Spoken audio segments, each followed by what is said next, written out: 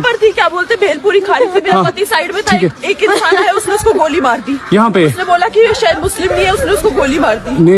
যে দেশের প্রধানমন্ত্রী হিন্দু, রক্ষামন্ত্রী হিন্দু, এমনকি রাষ্ট্রপতিও হিন্দু, সেই দেশে হিন্দু হওয়ার জন্য অনেকজনকে মরতে হলো।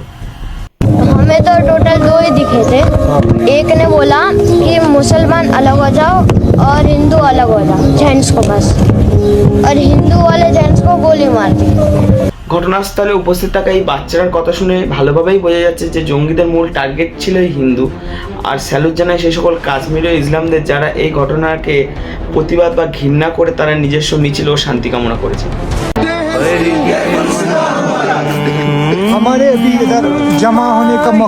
এই ঘটনা থেকে রাজনীতি সম্পূর্ণ বাদ দিলে একটা অমানবিকতার ছাপ পাওয়া যাবে।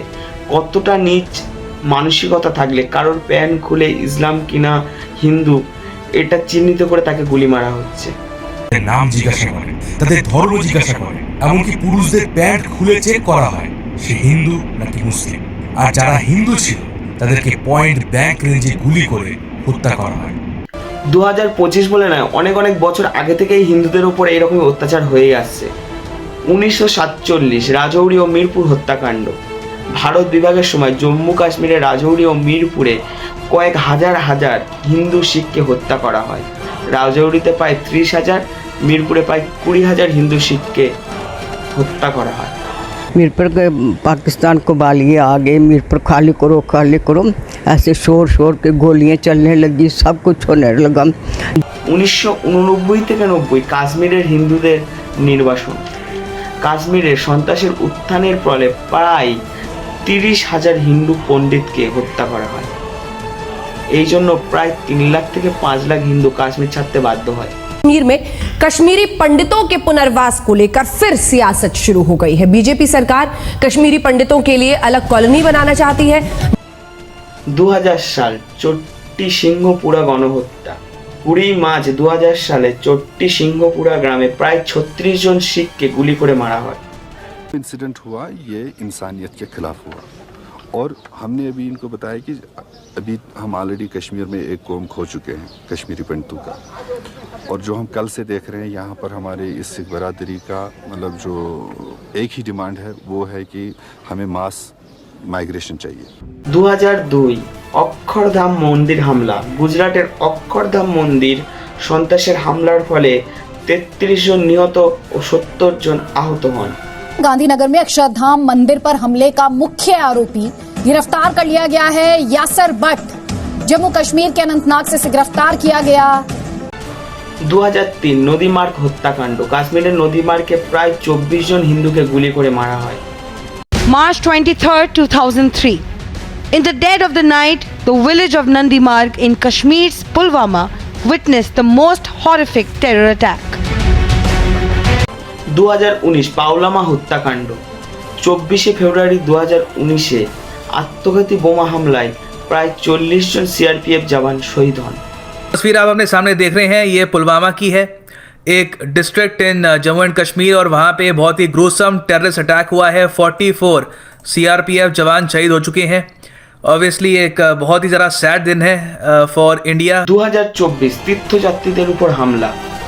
9 জুন 2024 তীর্থযাত্রী বহনকারী বাসের উপর সন্ত্রাসী হামলা চালায়, তাতে 9 জন মারা যায় ও বহুজনই আহত হয়।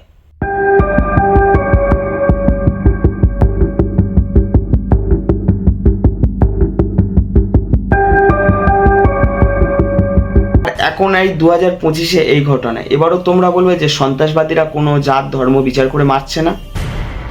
বলছি এগুলো সব আমার মন গড়া কথা নয়, সব গুগল বা চ্যাটজিপিটিতে যাবে, এগুলো সব ঘটনার লিস্ট বিবরণ সহ সব পেয়ে যাবে। আর গুগলে সবসময় পানু আর আলবাল সার্চ না করে এগুলো একটু সার্চ করে দেখবে, একটু কাজে দেবে, একটু বুদ্ধি বাড়বে। समझ रहे हो? কিন্তু আমাদের এই ভারতীয় মুসলিমরা এই ঘটনার প্রতিবাদে এগিয়ে এসেছে। তারা বুঝেছে এই সন্ত্রাসবাদীদের জন্য তাদের ধর্মের সাথে সাথে তারা নিজেরাই ছোট হচ্ছে।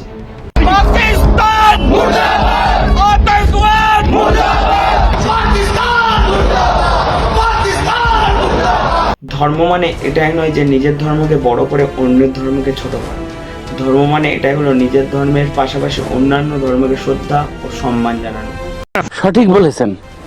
1990 সালে যেখানে কাশ্মীরে 95% মুসলিম ও 5% হিন্দু থাকার কারণে কাশ্মীরি পণ্ডিতদের উপর অত্যাচার হয়েছিল, সেখানে আজকের দিনে 2025-এ ওয়েস্ট বেঙ্গলে 70% হিন্দু ও 30% মুসলিম থাকার কারণে সেম একই ঘটনা ঘটছে। এটা হাস্যকর। ওয়াকফ আইনের প্রতিবাদে ফের উত্তাল মুর্শিদাবাদের শামশেরগঞ্জ। কাগজপত্র ছিল সব, টাকা পয়সা সব ছিল তো এর মধ্যে। এই কলকাতাকে অচল করব। প্রতিবাদের নামে সরকারি থেকে বেসরকারি সম্পত্তি নষ্টের অভিযোগ সংখ্যালঘুদের বিরুদ্ধে। হিন্দু ধর্মের সবচেয়ে বড় জিনিস হলো একতা, যেটা এদের মধ্যে কোনোদিনই আসবে না। যদি এদের মধ্যে কেউ একটু উঁচু বা বড় লেভেলে চলে যায়, সবাই মিলে চেষ্টা করে তাকে কিভাবে নিচে নামানো যায়। আর এদের মধ্যে সবচেয়ে বড় জিনিস হলো জাতপাত। যদি কোনো একটি ব্রাহ্মণের ছেলে একটু ক্ষত্রিয়ের ঘরে জল খেয়ে ফেলে, ভাই তার পাপ হয়ে যায়। আর যদি কোনোদিন ব্রাহ্মণের বিপদ হয়, কেন সেই ক্ষত্রিয়ের ছেলে পাশে যাবে? সবচেয়ে বড় জিনিস হলো একতা, যেটা এই হিন্দু ধর্মের মধ্যে কোনোদিন আসবে না। হিন্দু বাদে সব ধর্মের মধ্যে নিজেদের মানুষের মধ্যে একত্রিত আছে, তাদের নিজেদের মধ্যে একটা একতা আছে, যেটা এর মধ্যে কোনোদিনই আসবে না।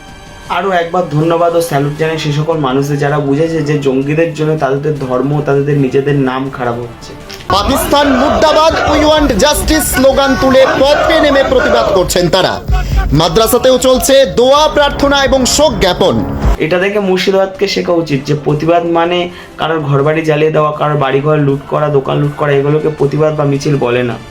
আমার বাপ দাদা দিয়ে গেছে। আমাদের সম্পত্তি আমাদের ফিরিয়ে দিতে হবে, নইলে মোদির কাটবো ধরে। তো আজকের ভিডিওটা এই পর্যন্ত। যদি ভিডিওটা ভালো লাগে অবশ্যই লাইক, কমেন্ট, শেয়ার করে দিও। আর ভিডিও শেষ হওয়ার হয়ে এসছে, একটা কথাই বলবো যে আমাদের বাংলার বিদ্রোহী কবি কাজী নজরুল ইসলাম বলে গিয়েছেন যে মোরা একই বৃন্তে দুটি কুসুম, হিন্দু মুসলমান।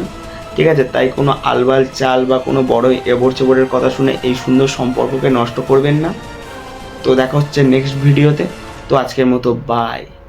अब बताओ मैं क्या करूं, कैसे इस मुल्क में रहे? ये बच्चा मेरा पोता, इसकी गांड धोने के लिए पानी नहीं है।